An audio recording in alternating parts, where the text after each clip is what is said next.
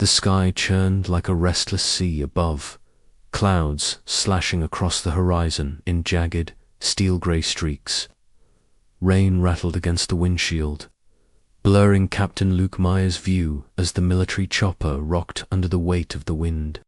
His hands stayed steady on the controls, but his jaw was clenched, eyes sharp. The storm was vicious, but familiar. What rattled others, he tuned out. It was just noise, motion, duty. This was his third sweep since the naval accident 3 days ago. No survivors had been reported, and the odds were slim. But orders were orders. Complete the final scan, confirm the site, return to base. That should have been it. The island rolled beneath the aircraft like a broken shadow. Trees stood splintered and blackened, some still smoking faintly. Shorelines washed in with mud and debris. No movement, no color, just wet wreckage. Luke adjusted the altitude and leaned forward, narrowing his gaze as the infrared scanner cast a weak glow across the shattered landscape. Nothing but static and cold shapes. Another ghost run, someone else might have said. But Luke said nothing. He never did anymore. Even now, with the rain battering the hull and the ocean stretching like ink on all sides, Luke stayed locked. In the cockpit, not because he believed he'd find anyone alive, but because leaving meant facing silence again. It had been a year since Rex died. 1 year since his canine partner took the brunt of a roadside blast that should have killed them both. They said Rex saved his life. Luke never told them Rex took it with him. He didn't bond with anyone after that. Not people, not animals, not even himself. Thunder cracked above as Luke dipped lower, circling the island's southern edge where the cliffs met a snarl of trees. There was something eerie about this stretch, too still, too silent. His eyes narrowed as the ocean wind pushed against the craft, the blades slicing the air like knives. Down below, the terrain shifted from rock to shattered forest, the canopy broken apart like ribs in a chest dot. No heat signatures, no movement, just dead earth. He should have moved on, then dash, beep, soft, faint, barely there. The scanner flickered. Luke frowned and leaned in, reading the display again. An anomalous blip hovered on the screen, just off the cliffs. Probably a smoldering log, he muttered to himself, fingers pausing over the control stick. Still, his hand didn't move. There was something off about that signal. It wasn't strong, but it wasn't static either. It pulsed, weak, but alive. Luke adjusted course. Just a small detour, he told himself. He'd do one pass, mark the spot, and finish the sweep. That was all. But as the helicopter crept closer, the storm felt further away somehow. The wind didn't stop, but the world narrowed. Something inside Luke pulled taut, an instinct he hadn't felt in a long time. Just one look, he muttered. There was no order behind the decision, no logic, just a whisper from deep within saying, "Don't leave." Not yet. The scanner beeps again. Luke adjusted his visor and peered down into the tree line where broken branches and charred trunks hid something small, something moving. He squinted. Then he saw it just a flicker, a shadow limping across the rocks. A shiver ran down his spine, though the cockpit was warm. His breath caught, just for a second. He leaned forward in his seat, eyes fixed, muscles tense, because deep down, he knew something was waiting for him, something alive, something that would change everything. The chopper hovered low, the blades chopping air thick with mist. Luke leaned forward, eyes scanning the cliff line again. That flicker he'd seen. Something, not static, not debris. And there it was, a shape, barely more than a shadow. A dark figure, staggering near the jagged edge of the rocks, slipping and stumbling on 3 legs. One paw dragged limply, the other 3 barely kept it upright. A German shepherd, alive. Luke's heart kicked against his ribs. He blinked, rubbed the inside of his visor, and looked again. The dog didn't vanish. It was real. The dog lifted its head as the chopper drew closer. Even through the glass, Luke could see the animal's ribs, the grime coating its fur, the stiffness in its movements. It tried to bark, but the sound came out rough, broken like it hadn't been used in days then. As if strength finally gave out, it collapsed on the sand. Eyes still locked on the sky. On him, the signal light inside the cockpit blinked yellow, warning of low altitude, of storm conditions, of everything except what mattered. Luke ignored it. "Command, this is Alpha 2, he called into the comms. "I've got a heat signature. Possible large mammals. Sending coordinates." Static crackled. Then a clipped voice. "Copy that. Alpha 2, complete your sweep and return to base. No deviations." Luke didn't answer. The shepherd was still lying, their head raised, eyes unblinking, like it was holding on just for him. Every part of his training told him to follow protocol, but something else inside him, a quieter, deeper voice whispered, "Don't leave it." He hadn't felt that pull in over a year, not since Rex. The wheels touched down in a pocket of sand between the cliffs and the tree line. The rotors slowed as Luke shut down the engine, heart pounding harder than it had all missions. Rain pelted the windshield as he threw open the door. Boot soles sank into the soggy earth with every step. He moved slowly, cautious, not out of fear, but reverence. The dog lay motionless as Luke approached, hand open, steps wide and careful. The world felt smaller, quieter. Even the wind seemed to hush. He stopped 5 feet away. No growl, no movement, just eyes watching, waiting. Luke crouched, easy now. He expected bared teeth, a flinch, a warning snap, but the dog didn't move. It didn't even blink. Its breath came in shallow, labored puffs. Its gaze was tired, but not empty. Behind the dirt and exhaustion was something Luke recognized, instantly: trust. Not blind trust, earned trust, a trust that said, "You're the one." It unnerved him, because it felt like being chosen, like Rex had passed something on. Luke reached slowly, his fingertips brushing the shepherd's leg. The limb was swollen near the joint, blood matted in the fur. A jagged wound along the pad, maybe broken, certainly infected. Still, no resistance. The dog didn't whimper, didn't pull back. Just lay there, accepting the help like it had been, waiting too long for someone to care. Luke's voice cracked. "You're tough, huh?" He glanced at the collar butt. There was none. No ID, no name. Just dirt, soaked fur, and pain. Yet the dog stared at him like it had always known this moment would come. The storm howled behind them, winds tugging at Luke's jacket, but inside this moment, everything stilled. He didn't know what moved him to speak aloud. Maybe it was the quiet, or maybe the need to fill it with something human. "Where did you come from, buddy?" he whispered, brushing a thumb gently across the shepherd's head. The dog didn't answer, but something passed between them anyway, a silent promise, and in that instant, Luke knew he wasn't flying home alone. Back at base, the helicopter cooled under heavy clouds. Luke climbed out slowly, cradling the battered German shepherd wrapped in his flight jacket. Crew members started. No one asked questions. Inside the radio crackled with new instructions. His superior's voice was firm. Report the canine to animal control immediately.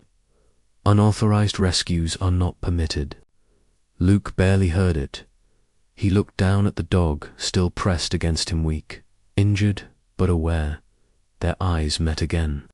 Something passed between them, something heavy and old. Not fear, not pleading, just quiet understanding. The kind that didn't need words. He should have made the call, but instead, Luke whispered to the dog, "You're not just a report." And he walked out the back gate. The vet, a quiet woman named Dr. Collins, examined the shepherd under dim lighting and gentle hands. She didn't ask where the dog came from. She only raised her brows when she saw the injuries. "He's been out there at least 3, maybe 4 days," she said, gently lifting the swollen paw. "Starved, dehydrated, exhausted, but still holding on." Luke sat across the room, arms folded, guilt simmering under his calm exterior. He felt like he should have found the dog sooner. Maybe he could have prevented some of this. Collins looked over her glasses. "He's lucky and stubborn. That's a powerful mix." Luke nodded slowly, watching the shepherd breathe. "Yeah, he's a survivor." Luke didn't plan on naming him. It just happened. The dog stayed close, followed his every movement without sound or demand, always a few steps behind, always watching like a shadow. "Shadow," Luke murmured one morning, testing the name as the dog rested by the kitchen counter. The shepherd's ears twitched, his head lifting slightly. Not recognition - acknowledgement. Luke tried again, firmer this time. "Shadow." This time the tail gave a single, subtle wag, and just like that, the name stuck. Their days settled into a quiet routine. Walks at sunrise, water bowls filled, resting in the hangar's warmth while Luke tinkered with gear. Shadow remained mute, never barking, never whining, just a present. Luke, once a man of few words, started speaking again, at first just short phrases. "Storm coming, we'll be late, you hungry?" But then the stories began. One evening, Luke sat by the fire, Shadow curled nearby. "You know, I used to fly over desert ranges with Rex strapped in behind me. We were a team like clockwork." He paused. Shadow didn't stir, but Luke swore he was listening, so he kept going. He spoke of war zones, of a mission gone wrong, of a paw print soaked in blood, of silence that lasted months after, and Shadow stayed beside him, still and steady, offering nothing but the comfort of presence. Luke hadn't said Rex's name out loud in over a year, but with Shadow around, it slipped out more easily, like something stuck inside was finally loosening. Rex used to do this thing when I'd come home. He'd bump the side of my leg like he was saying, "Missed you." Shadow blinked slowly, his head resting on his paws. Luke smiled faintly. "You don't do that, but you've got your own way, don't you?" Each story was a release and a wound. Rex's memory burned behind every syllable, but it was a clean burn, a necessary one. The nightmares came less often, but they still came. Luke woke with a sharp breath, shirt damp, heart pounding like gunfire in his ears. Images of explosions, fire, Rex dragging him out before vanishing into black. He sat up, blinking through the dark, and saw Shadow already sitting beside the bed, eyes steady, one paw lifted, resting gently on Luke's knee. Luke froze.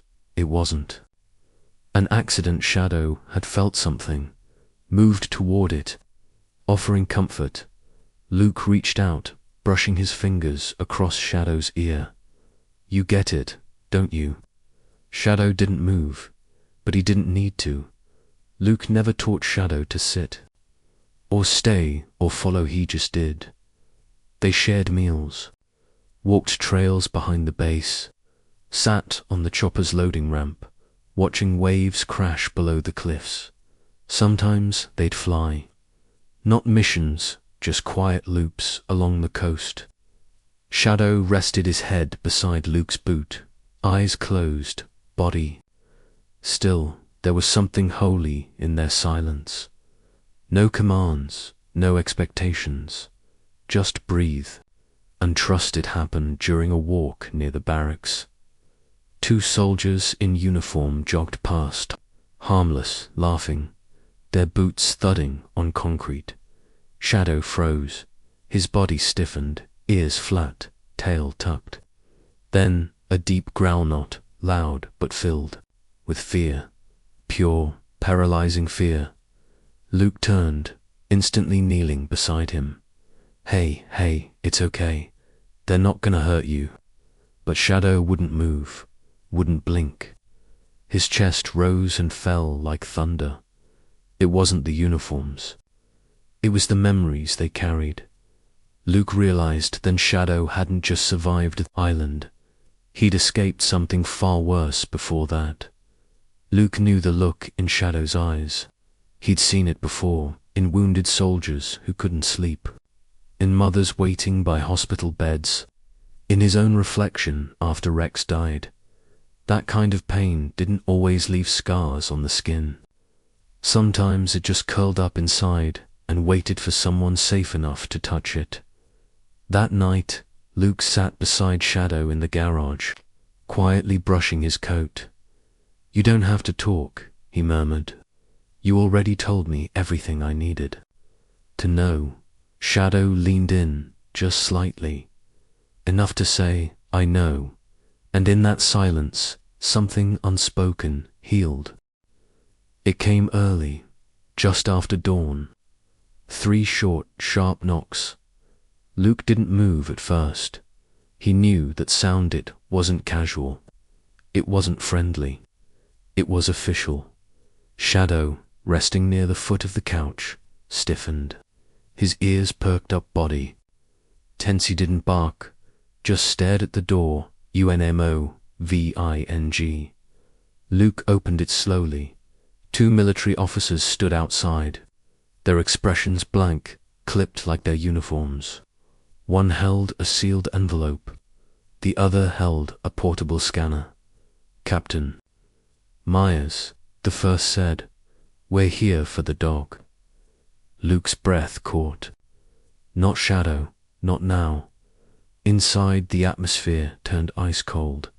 "Shadow, he's not classified. He's injured. He's not fit for duty." Luke pushed back, voice low but firm.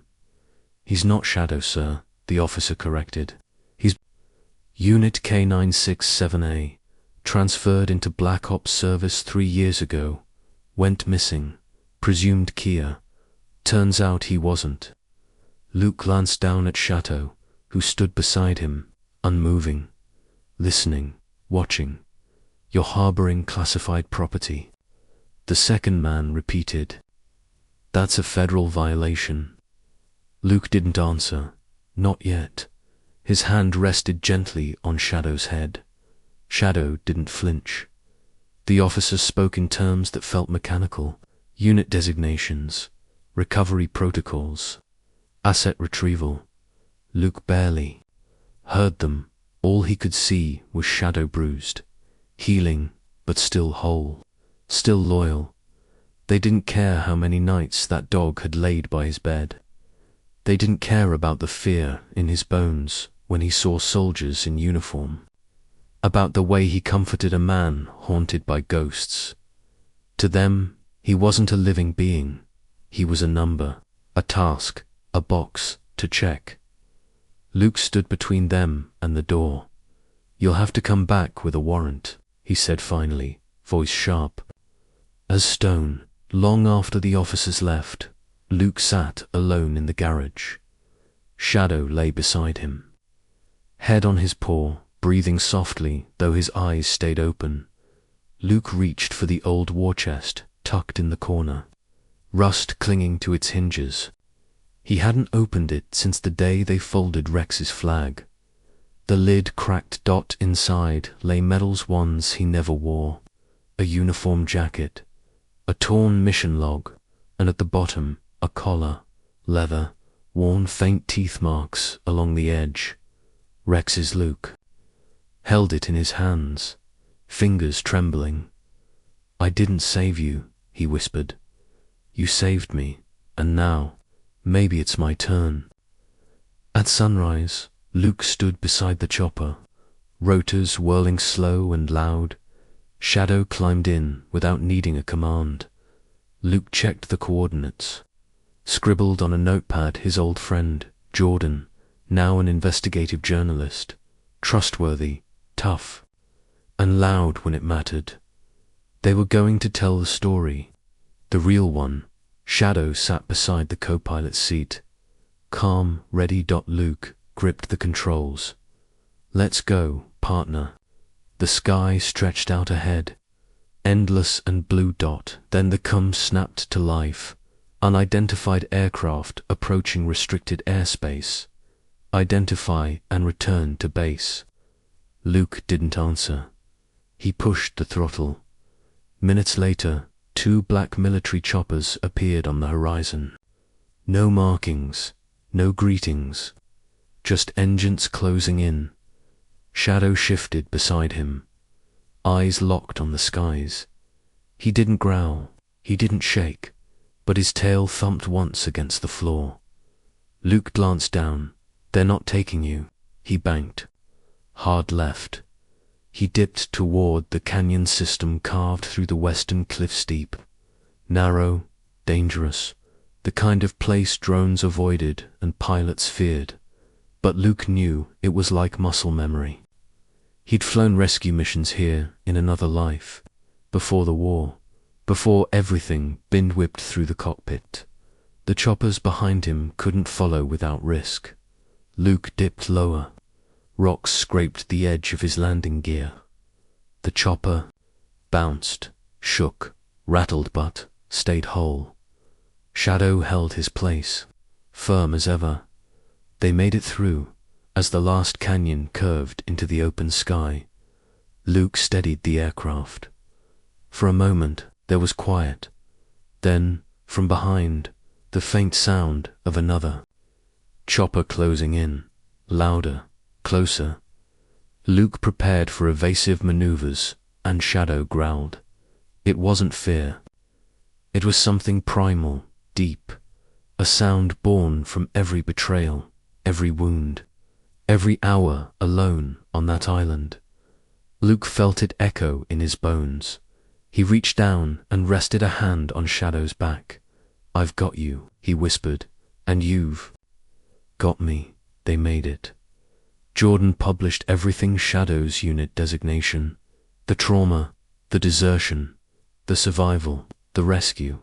The country erupted. Headlines read, "Hero dog, abandoned, then hunted." People shared Shadow's photos, comment, protested, demanded. Justice for the soldier, with pause. Luke watched it unfold from his kitchen. Shadow curled at his feet.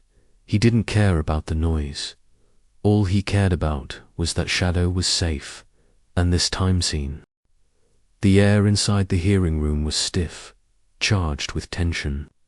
Rows of military brass, legal advisors, and public observers sat still, eyes forward at the head of the room. A senior officer in crisp uniform leaned toward the microphone. After careful review of Unit K967 AS service record, mission history, and the circumstances surrounding his recovery, this tribunal grants full retirement and guardianship to Captain Luke Myers. A collective breath released like wind, leaving a canyon, but Luke didn't move. Not at first. He let the words settle, like dust after a storm. Then he turned toward the dog sitting quietly beside him, Shadow didn't wag his tail. He just lifted his head and looked at Luke for a moment. Time slowed. Cameras flashed. Pens scribbled. Someone whispered, "They really did it." But Luke saw none of it. He only saw Shadow rise slowly to his feet, his body still a little stiff, still healing but proud. He didn't bark, he didn't blink, he just stood, like a soldier who had finally been recognized not as property, but as a being who had endured. Luke nodded, eyes stinging. "You did it, buddy." And deep inside, he felt the weight he had carried since Rex's last breath began to lift. 2 days later, a press release hit every major outlet. New reform measures for retired military dogs approved. It included policy changes, funding, and words like dignity and well-being. But Luke barely read it. The real victory wasn't in the press or procedures, it was in the way. Shadow now followed him, not out of duty but by choice. It was in the fact that, for the first time, Luke wasn't waking up haunted. He was waking up free, and so was Shadow. Back at the house, the silence wasn't heavy anymore.